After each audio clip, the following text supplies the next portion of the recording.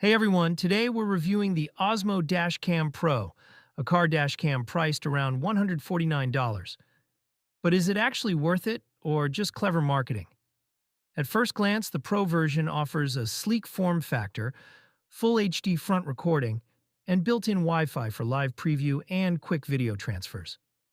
The app interface is clean, and setup is relatively painless. Mount the camera, pair with your phone, and you're ready to record.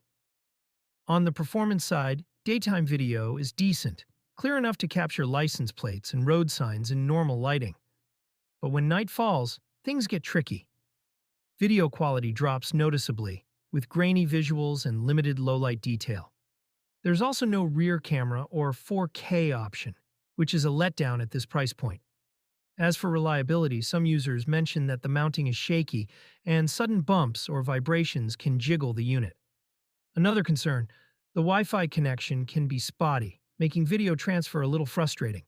That said, the Pro's memory card slot is flexible and it supports loop recording, which is essential for a dash cam.